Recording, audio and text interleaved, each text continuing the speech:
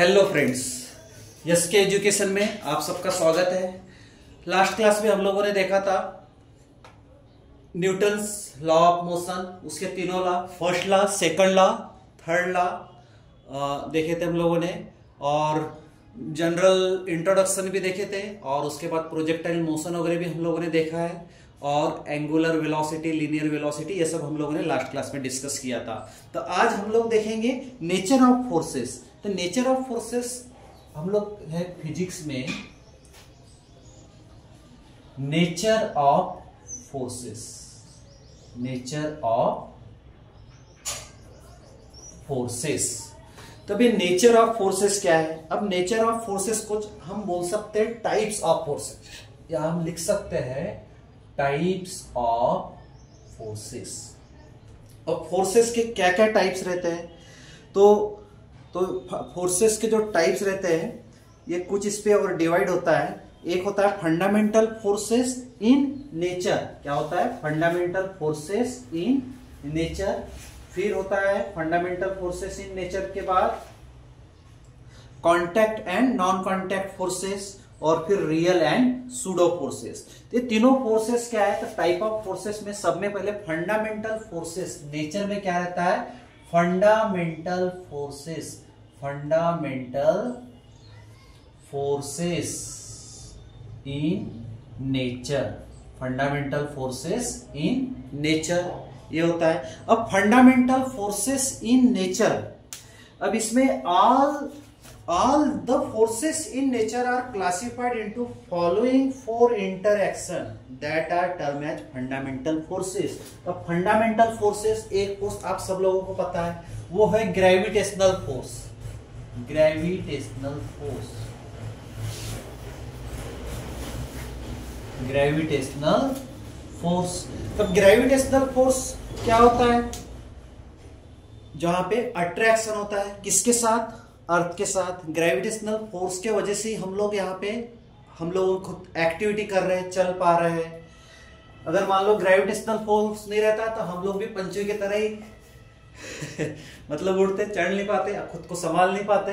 तो types of forces, तो gravitational force है, it is the attractive force between two point masses separated by a distance. Gravitational force क्या होता है? ये अट्रैक्टिव फोर्स है। ग्रेविटेशनल फोर्स क्या है? ये it is the attractive force, यानी इसमें अट्रैक्शन रहता है। It is the attractive force. अब मान लो हम कोई भी ऑब्जेक्ट ऊपर फेंकते हैं, वो नीचे ही आने वाला है, ऊपर के ऊपर नहीं जाएगा। इसलिए अर्थ क्या क्या हो रहा है? ग्रेविटेशनल फोर्स से अट्रैक्शन हो रहा है। तो it is the attractive forces, it is the attractive force between two point, between two point बोल सकते हैं, या फिर हम बोल सकते हैं between two masses separated by a distance, between two masses separated by a distance, separated by a distance, separated by distance. तो यह है फंडामेंटल फोर्स में पहला टाइप, ग्रेविटेशनल फोर्स। अब ये फंडामेंटल फोर्स हम बोल रहे हैं यहाँ पे दो मासेस, देखो यहाँ पे दिख रहा है टू मासेस। अब टू मासेस है तो हम यहाँ पे m1 और m2, अब देखो यहाँ पे डिस्टेंस भी आ रहा है। तो यहाँ पे जो फंडामेंटल फोर्स रहेगा ये क्या रहेगा? डायरेक्टली प्रोपोर्शनल रहेगा। किससे? किससे? मासेस से। तो यहां हम बोल सकते हैं F is directly proportional to to masses m1 and m2। हम बोल सकते हैं m1 मास 1, m2 मास 2, और यहाँ पे एक देखो सेपरेटेड बाय अ डिस्टेंस, ये दोनों फोर्स क्या है? सेपरेटेड है। इसलिए हम ये ग्रेविटेशनल फोर्स को is inversely proportional to the square of the distance between them. जो डिस्टेंस है वो क्या रहेगा? स्क्वायर में रहेगा, square of the distance between them. तो यहाँ पे हम बोल सकते हैं F equal to G m1 m2 upon r square. G क्या है? Gravitational constant. यहाँ पे G क्या रहेगा? Gravitational constant. G की वैल्यू कितनी रहती है? एकदम बहुत ही जनरल क्वेश्चन है, सब लोगों को पता रहना चाहिए। क्या पता है आप लोगों को जी की वैल्यू क्या रहती है? जी की वैल्यू रहती है 6.67 इंटू 10⁻⁻11। ये रहता है ग्रेविटेशनल कांस्टेंट, और इसकी वैल्यू कांस्टेंट रहती है G इक्वल्स टू 6.67 इंटू 10⁻⁻11। कौन से सिस्टम में रहेगा ये? SI यूनिट में रहेगा, इन SI यूनिट में G इतना रहता है इन SI यूनिट। तो बिटवीन 2 पॉइंट मासेस या फिर particle separated by given distance, तो this is the weakest force having infinite range. बहुत वीकेस्ट फोर्स रहता है। This force is always attractive, ये अट्रैक्टिव रहेगा। The structure of the universe is govern by this force. अब इसको weakest force क्यों बोला है? आप लोग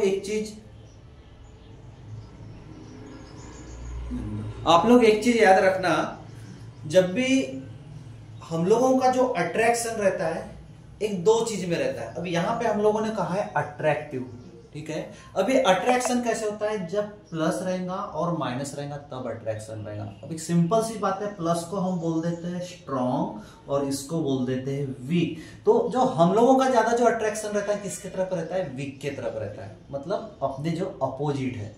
तो इसलिए सेम यहाँ पे भी एक कॉन्सेप्ट रहता है, ग्रेविटेशनल फोर्स वीकेस्ट फोर्स रहता है। It is attractive force between two masses और separated by distance between them, दोनों मासेस के बीच का जो डिस्टेंस आर स्क्वायर। ये अब क्या रहेगा? डायरेक्टली प्रोपोर्शनल टू किसके साथ? मास के साथ, m1 और m2 के साथ। तो यहाँ पे हम बोल सकते हैं gravitational force is directly proportional to the product of the masses and inversely proportional to the square of the distance between them.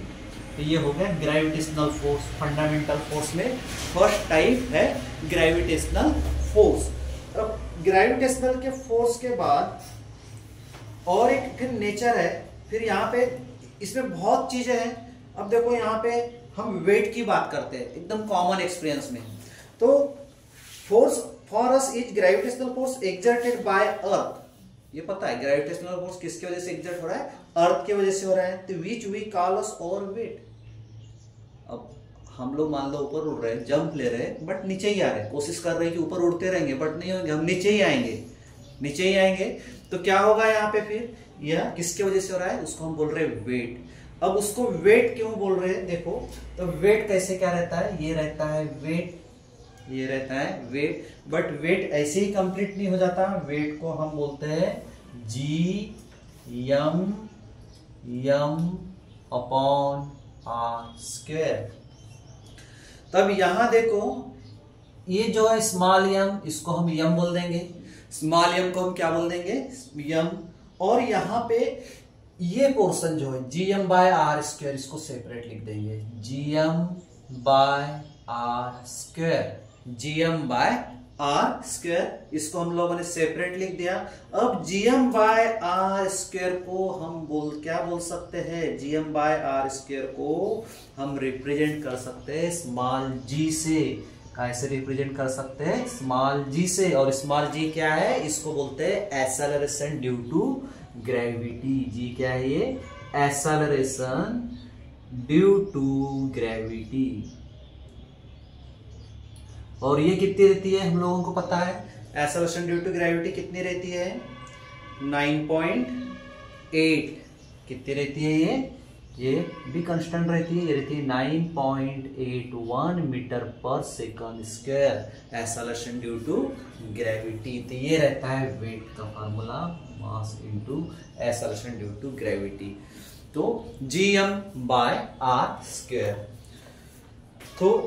तो यहां पे देखो ये वैल्यू कैसे क्या निकल रहा है। अब यहां पे अब ये चलो एक मास हो गया, जो भी ऑब्जेक्ट लिए, जो भी पार्टिकल लिए हुए।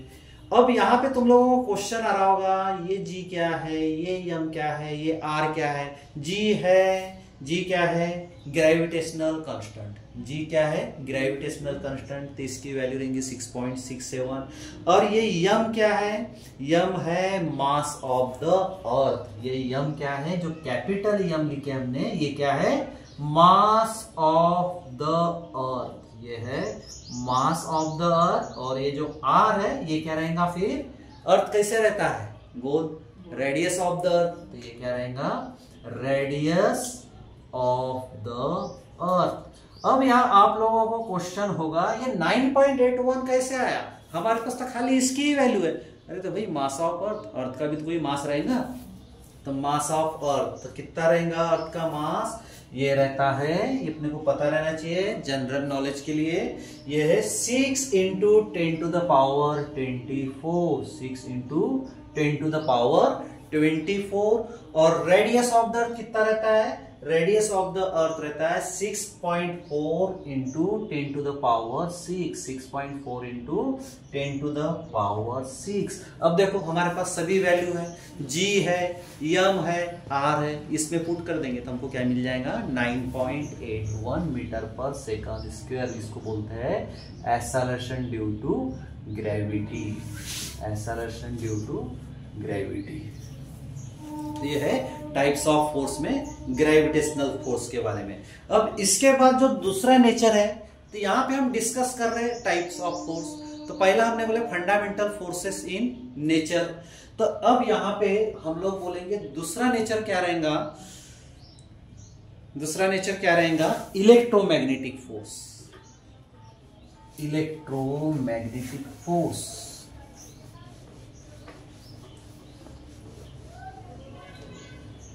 इलेक्ट्रोमैग्नेटिक फोर्स दूसरा टाइप है नेचर में, इलेक्ट्रोमैग्नेटिक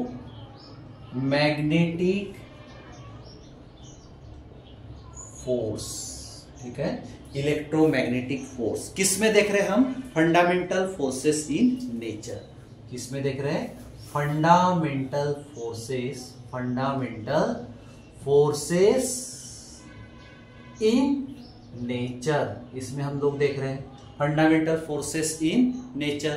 तो इलेक्ट्रोमैग्नेटिक फोर्स, इसको हम बोल सकते हैं शॉर्ट में ईएम फोर्स, क्या बोल सकते हैं, ईएम फोर्स। अब इलेक्ट्रोमैग्नेटिक फोर्स ये भी अट्रैक्टिव होता है, रिपल्सिव भी होता है, अट्रैक्टिव भी होता है। अब अट्रैक्टिव इसने क्या और रिपल्सन इन्हें क्या, तो ये जो रहता है इलेक्ट्रोमैग्नेटिक फोर्स, इसको हम बोल सकते हैं इट इज अट्रैक्टिव, यहाँ पे हम लिख सकते हैं इट इज एन अट्रैक्टिव, ये अट्रैक्टिव भी होता है और रिपल्सिव भी होता है, यहाँ पे हम लिख सकते हैं और रिपल्सिव, क्या बोल सकते हैं, रिपल्सिव। तो अभी अट्रैक्शन तो हमको पता है और रिपल्सन भी पता है, बट क्या है ये फोर्स किसके बीच में होगा, दो पार्टिकल के बीच में होगा। कौन से पार्टिकल, चार्ज पार्टिकल। तो repulsive force between, repulsive force between electrical charge, between electrically charged particles, electrically charged particles, ठीक है। यह है ईएम फोर्स। तो यहां पे देखो ईएम फोर्स में, अब यहाँ पे हमने ये दो ही वर्ड बहुत इंपॉर्टेंट है, ऐसे तीन वर्ड इंपॉर्टेंट है, क्योंकि अभी यहाँ पे हम एक जो कॉमन वर्ड बोल रहे हैं अट्रैक्टिव और रिपल्सिव। बट अट्रैक्टिव और रिपल्सिव किसके बीच में होगा, कुछ दो चीजों के बीच में होगा। तो यहाँ पे है ये पार्टिकल्स, और कौन से पार्टिकल, चार्ज पार्टिकल्स। अब देखो अभी हमने कुछ देर पहले कहा था अट्रैक्शन, एक तो स्ट्रॉन्ग या फिर वीक। स्ट्रॉन्ग है तो वहां पे रिपल्सन होगा, वीक है वहां भी रिपल्सन होगा। हाँ, एक स्ट्रॉन्ग और एक वीक है तो वहां क्या हो जाएगा, अट्रैक्शन हो जाएगा। अब मान लो एक पॉजिटिव है और एक निगेटिव है, तो यहाँ हो जाएगा अट्रैक्शन। अब मान लो यहाँ पॉजिटिव है और इधर से और एक पॉजिटिव आ रहा है, ये बोलेगा भाई यहाँ मत है, मेरी ऑलरेडी जगह है, तो ये क्या करेगा, उसको भगा देगा वहां से, तो वो हो गया रिपल्सन। तो ये है रिपल्सिव फोर्स। तो ये हो गया अट्रैक्टिव, तो यही फोर्स को बोलते हैं हम लोग ईएम फोर्स, इलेक्ट्रोमैग्नेटिक फोर्स। तो इस पे भी बहुत स्टडी चली, इसकी स्टडी फैराडे आप लोगों ने सुना है, इन लोगों ने, फैराडे साइंटिस्ट का नाम है जिसका नाम था माइकल फैराडे। क्या था, माइकल फैराडे, माइकल फैराडे इस साइंटिस्ट है, फिजिसिस्ट। इन्होंने इसके ऊपर जो ईएम फोर्स है इसके ऊपर डिमॉन्स्ट्रेशन किया। तो अब इसका जो डिमॉन्स्ट्रेशन जो था ये कब की बात रहनी चाहिए, ये रहेगा 1791 टू 1867 के इसमें इनने डिमॉन्स्ट्रेशन किया। किसके द्वारा? बाय माइकल फैराडे, और एक थे साइंटिस्ट का नाम, वो थे जेम्स क्लर्क मैक्सवेल। क्या था? James Clerk Maxwell. James Clerk Maxwell. ये दोनों ने डेमोन्स्ट्रेशन किया, और इसका जो रहेगा 1831 टू 1879 तक।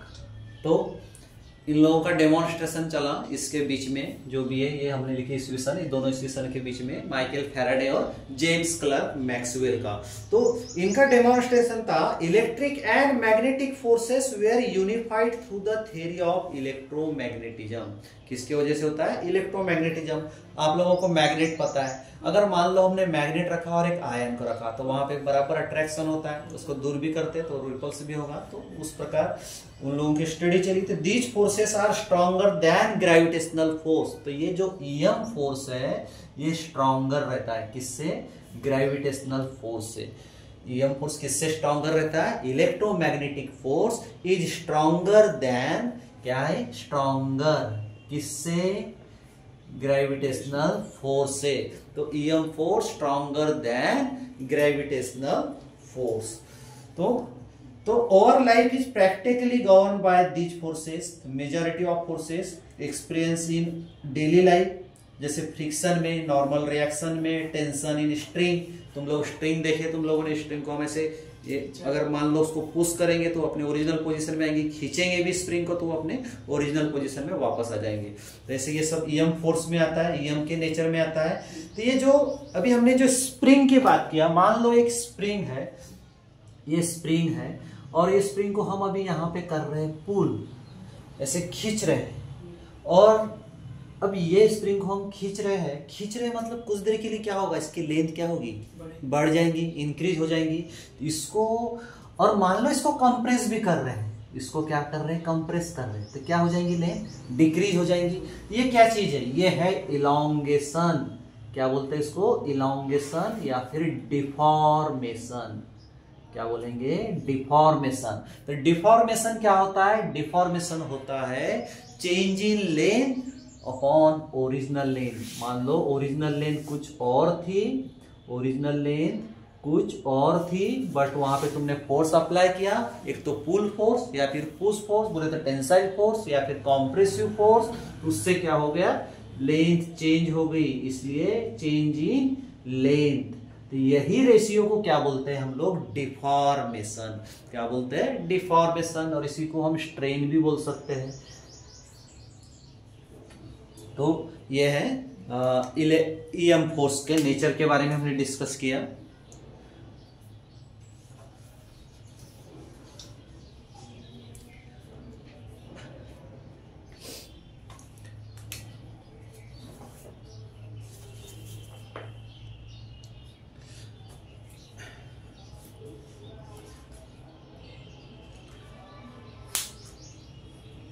फिर इसके बाद आता है नेचर में स्ट्रॉन्ग फोर्स। अब कौन सा स्ट्रॉन्ग फोर्स?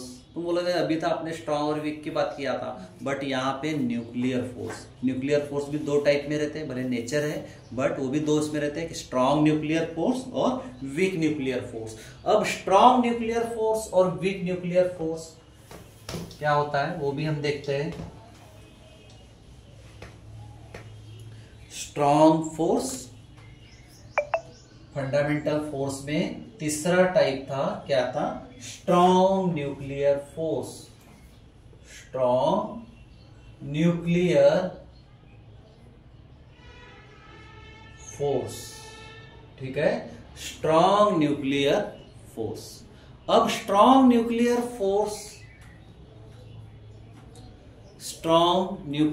फोर्स, तो ये क्या रहेगा? इसको हम नाम ही स्ट्रॉन्ग है, लिख रहा है तो सीधे बोल सकते हैं this is the strongest force. क्या बोल सकते हैं? Strongest force. This is the strongest force.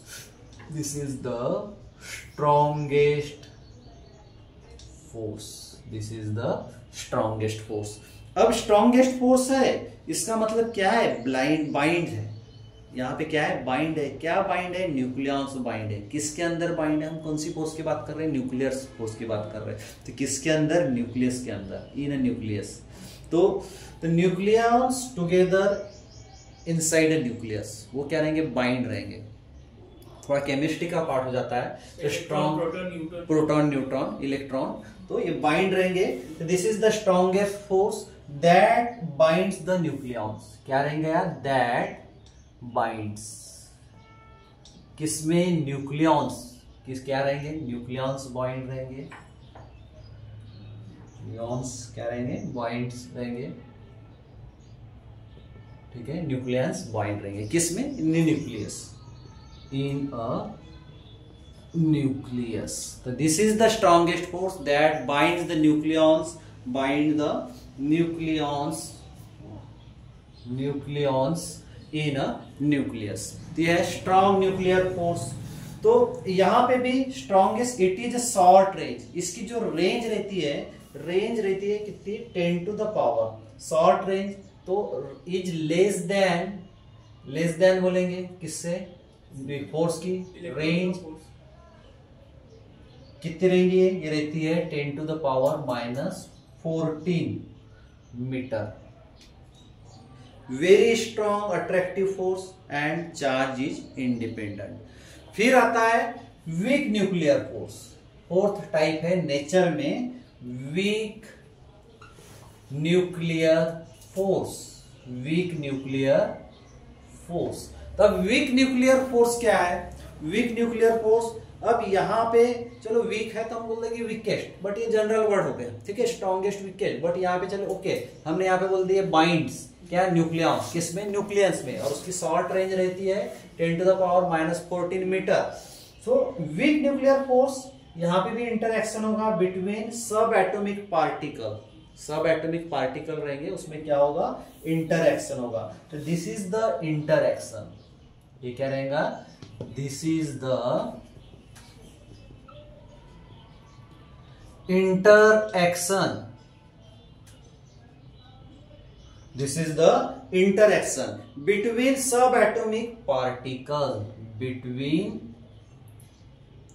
subatomic particle. Between subatomic particles.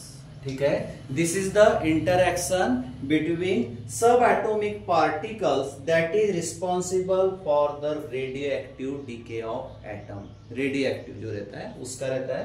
तो this is the interaction between subatomic particles that is responsible for, किसके लिए रिस्पॉन्सिबल रहेंगे? Is responsible for radioactive. Radioactive, ये बहुत बड़ा टॉपिक है, रेडियोएक्टिव डीके ऑफ एटम्स। अब आने वाले क्लास में देखेंगे। ठीक है, तो this is the interaction between सब atomic particle that is responsible for radioactive decay of atom. Decay of atoms. तो जैसे अब ये क्या है रेडियोएक्टिव डीके एटम? आप लोगों को पता है अल्फा, बीटा, गामा जो सब जो रहते हैं वही रहता है nuclear force, weak nuclear force. तो रेडियोएक्टिव डीके एटम्स, अल्ट्रासाउंड्स वगैरह हम एग्जांपल्स बोल सकते हैं। तो ये था नेचर के हिसाब से टाइप्स ऑफ फोर्स में। और फिर दूसरा फोर्स रहेगा टाइप्स में contact and non contact forces. इसके बाद का जो टाइप रहेगा contact and non contact forces.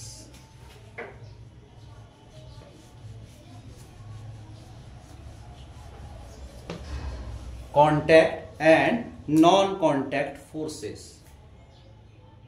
Second type है कॉन्टैक्ट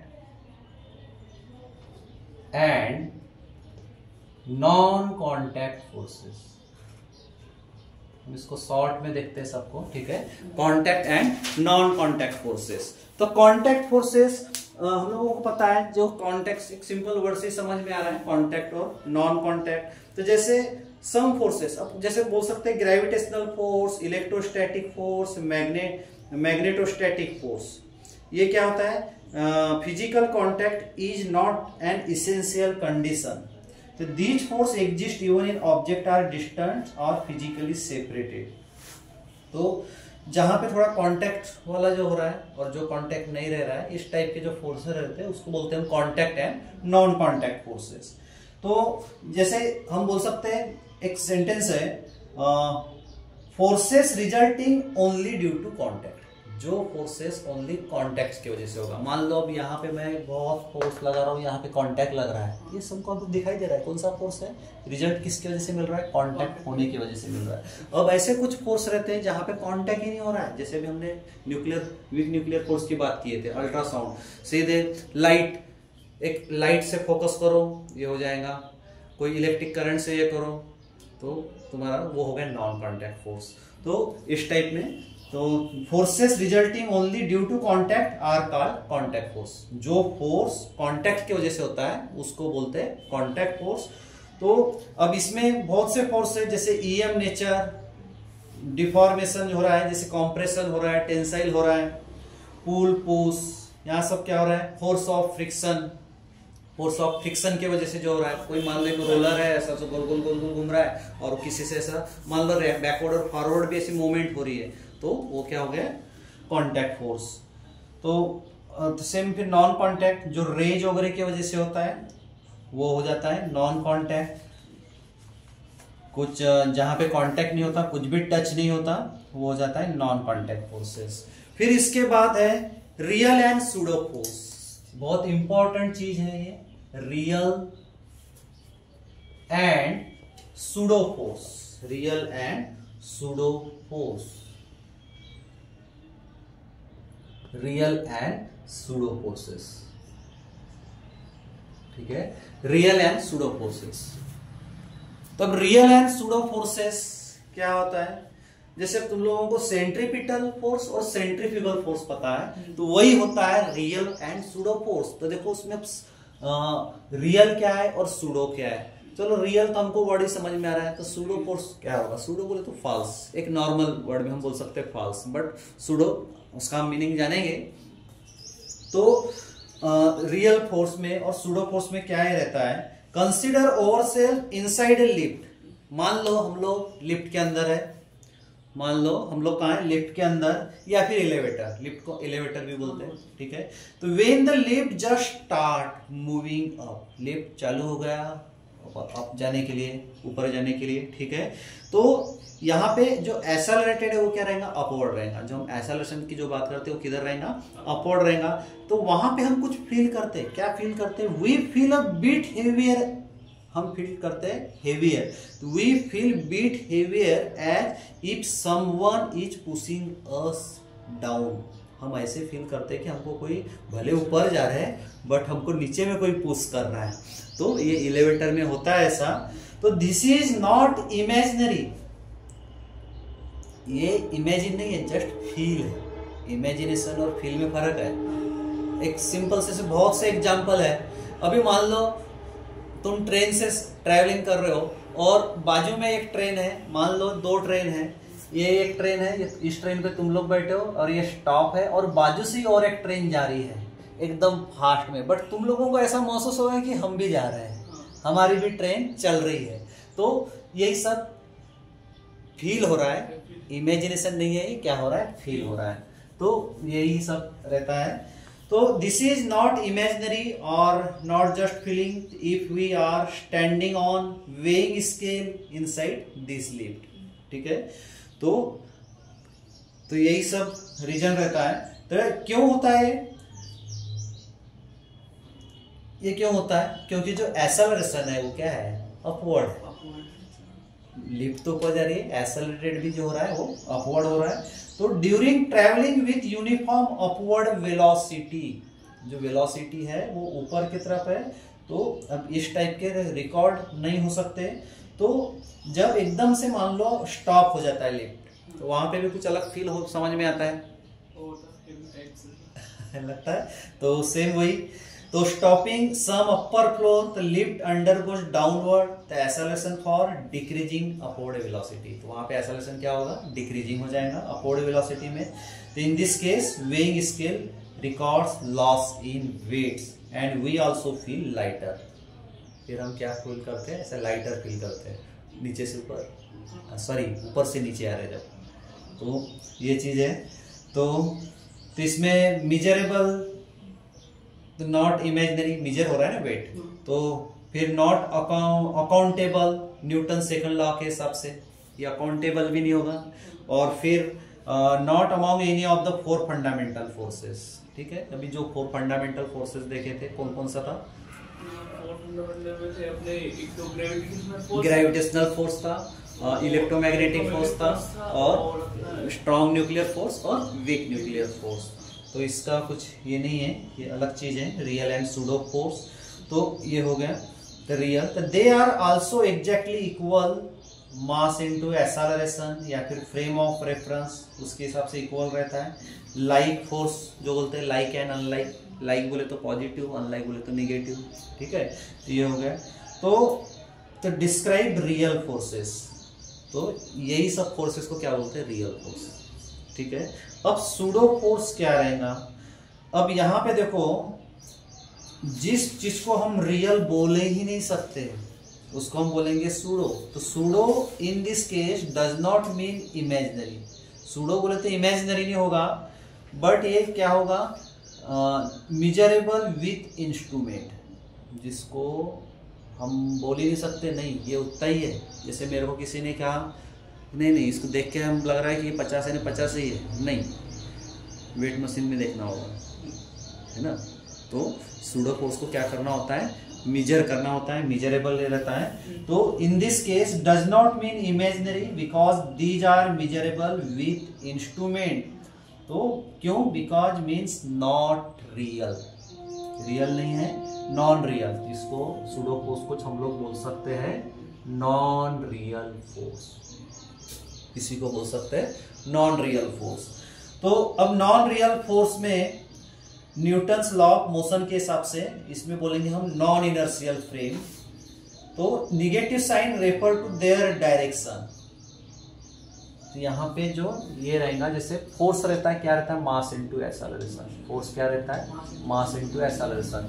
यहाँ पे हम बोल देंगे F equal to minus ma, ठीक है। तो अब ये जो नेगेटिव साइन है ये क्या है, ये क्या बताएगा, नेगेटिव साइन क्या रेफर कर रहा है, उनके डायरेक्शन रेफर कर रहा है। तो डायरेक्शन कर रहा है, ठीक है डायरेक्शन, बट नेगेटिव क्यों है, क्योंकि अपोजिट है, क्योंकि क्या है, अपोजिट है, इसलिए नेगेटिव। तो अपोजिट टू दैट किसके साथ, रेफरेंस फ्रेम के साथ। तो frame of reference, reference frame बोलते हैं प्लेटफॉर्म, जहाँ पे भी अपन है, जैसे हमने लिफ्ट का एग्जांपल लिए थे, ठीक है, एक रेफरेंस लाइन। अब कोई भी बेसिक लाइन रहेंगी तो वैसा रेफरेंस फ्रेम। तो ये है सूडो फोर्स। तो real and pseudo force clear है,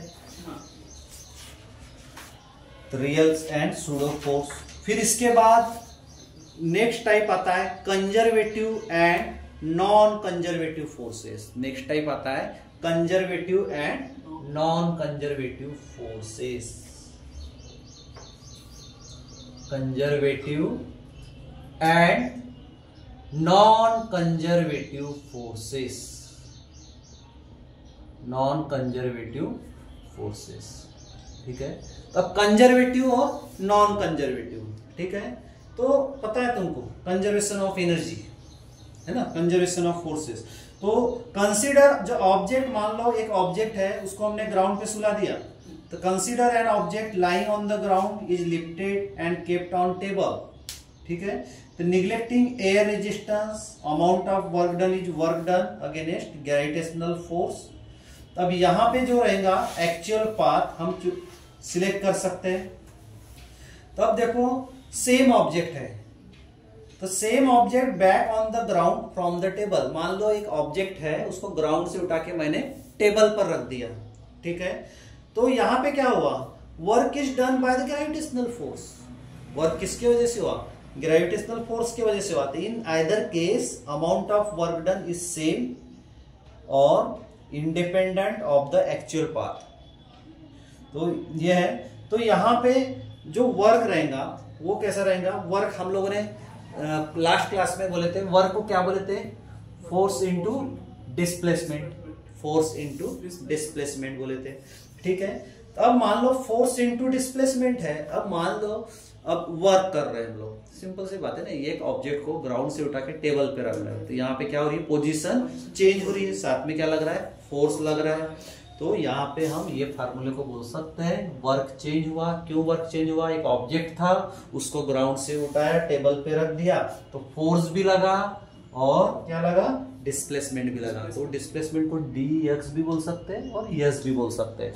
तो अब यहाँ पे चलो x इसलिए बोल देते हैं कि ये पोजीशन, x को हम क्या बोल सकते हैं, पोजीशन, एक पोजीशन से दूसरे पोजीशन में आ रहा है, इसलिए यहाँ क्या बोल सकते हैं, dx, क्या बोल सकते हैं, f into dx, f into dx। तो ये dw equal to f into dx, तो ये हो जाता है कंजर्वेशन।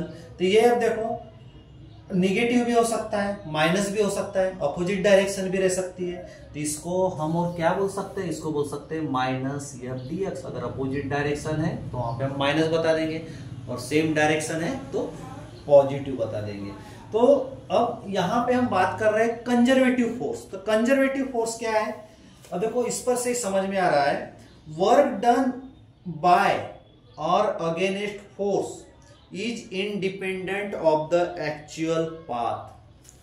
क्या रहेगा, इंडिपेंडेंट रहेगा, किससे, एक्चुअल पाथ से, तो वो क्या रहेगा, कंजर्वेटिव फोर्स। यहां पे बोल सकते हैं if work done bye, if work done bye, if work done bye, if work done bye, किसके वजह से, या फिर अगेंस्ट फोर्स, बाय और against, against force, if work done by और अगेंस्ट फोर्स क्या रहेगा, ये independent, is independent of actual path, is independent of actual path. इसी को बोलेंगे हम लोग कंजर्वेटिव फोर्स, इसी को क्या बोलेंगे, कंजर्वेटिव फोर्स। तो ये है, तो during work done by conservative force, तो यहाँ पे क्या लगा, मैकेनिकल एनर्जी लग गई, काइनेटिक एंड पोटेंशियल एनर्जी क्या हो गई, कंजर हो गई, है ना। तो काइनेटिक एनर्जी हम लोगों को पता है क्या था, K equals to half M V square, ये रहता है काइनेटिक एनर्जी, कंजर हो गया। पोटेंशियल एनर्जी क्या रहता है, पोटेंशियल एनर्जी रहता है mass, gravity, height, M G H, ये रहता है पोटेंशियल एनर्जी। ये दोनों एनर्जी क्या हो गई, कंजर हो गई। तो ये है, तो अब यहां पे देखो ये हो गया, तो during the work done by conservative force the mechanical energy sum of kinetic and potential energy. तो यहां पे हम बोल सकते हैं वर्क डन बाय और against conservative forces reflect an equal amount of change in the potential energy. तो यहां पे जो बोलेंगे करस्पॉन्डिंग वर्क, ये क्या होगा, ये पोजीशन को चेंज कर देगा, जो भी वर्क है, इसलिए तो यहाँ हम dx लिख रहे हैं। dx क्यों लिख रही है, एक जो पोजीशन है वो क्या हो रही है, चेंज हो रही है। तो ये है कंजर्वेशन फोर्स। तो अब यहाँ पे नॉन कंजर्वेटिव फोर्स को हम क्या बोलेंगे, non conservative force, mass into velocity लिखा है ना ये काइनेटिक फोर्स में। हाँ हाँ, मास इनटू वेलोसिटी, और नीचे का मास, ग्रेविटी और हाइट, mgh। तो ये हो जाता है। फिर अब मान लो, अब हम नॉन कंजर्वेटिव के लिए बात करते हैं, तो during this process if friction और air resistance is present the additional work is necessary against the frictional force. तो this work is strictly path dependent and not recoverable. जो फोर्स स्ट्रिक्टली डिपेंडेंट रहेगा या फिर जिसकी हम रिकवरी नहीं कर सकते, नॉट रिकवरेबल रहता है, उसको बोलते हैं नॉन कंजर्वेटिव फोर्स। जैसे फ्रिक्शन की वजह से होगा, एयर ड्रैग, ये सब है। तो अब अगेंस्ट किसके वजह से, हीट, अरे हीट गई, हो गया, गई, साउंड गया, साउंड वापस तो नहीं आएगा ना, मेरी आवाज निकल गई, ठीक है, वार निकल गया, वो हो गया नॉन कंजर्वेटिव फोर्स। ये वर्ड में समझ में आ रहा है, कंजर बोले तो कंजर करना, और इसको नहीं गया, नहीं बचा सकते, non conservative, light, sound, heat. Non conservative similar type non contact, non contact तो बोल सकते हैं बट थोड़ा डिफरेंट हो जाए, डिफरेंट है मतलब हाँ वर्ड दोनों पे थोड़े, हाँ वैसा कर सकते हैं वैसा, बट थोड़ा अलग हो जाता है मतलब ये डिफरेंट वो कांटेक्ट को कर रहा है और ये एक जो रिकवर नहीं हो सकता। हाँ वो नॉन कांटेक्ट बोले तो टचिंग वाला पार्ट आ गया, बट ये रिकवरी नहीं होगा, और जिसकी कुछ रिकवरी नहीं मिलेगी वो हो जाता है नॉन कंजर्वेटिव फोर्स। तो ये हम लोगों ने देखे टाइप्स ऑफ फोर्सेस। तो टाइप्स ऑफ फोर्सेस में हम लोगों ने सबसे पहले नेचर के फोर्सेस देखे, फिर नेचर के बाद contact and non contact force, real and pseudo force, और फिर conservative and non conservative force.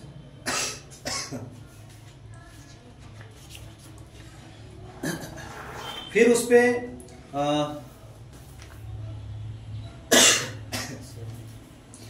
Principal of conservation of momentum. तो मोमेंटम हमको पता था, जिसको हम P से डिनोट करते हैं मोमेंटम। तो principal of conservation of momentum क्या है?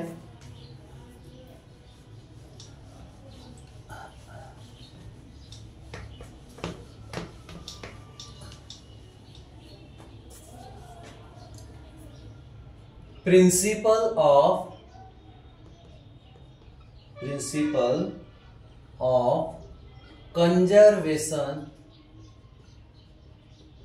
Of conservation of linear momentum, क्योंकि मोमेंटम भी बहुत रहते हैं, हम यहाँ लीनियर की बात करते हैं पहले। Linear momentum, principal of conservation of linear momentum. तो उत्तोलक ही बोलते हैं उत्तोलक, हाँ कैसा हिंदी में उत्तोलक बोलते हैं। उत्तोलन यही है। मैं उसको और बताने वाला हूँ, इसलिए भी थोड़ा सा। हाँ। तो कंजर्वेशन, तो न्यूटन सेकंड लॉ हम लोगों को पता है। क्या था Newton second law? Second law कोई वस्तु का मतलब कनेक्शन के बिना, जैसे अपने पहले थे ग्रेविटी, जिसको अपन ग्रेविटी के हिसाब से कर सकते हैं, जिसको जहाँ पे वस्तु पर मतलब हम बल लगाते हैं, जिसको मतलब सामने से। हाँ तो ये है principal of conservation of linear momentum. तो दोस्तों आज हम इसको, ये टॉपिक को हम नेक्स्ट क्लास में देखेंगे। अभी इसको हम स्टॉप करते हैं। तो आज के लिए इतना ही। Principle of conservation of linear momentum हम आने वाले क्लास में देखेंगे।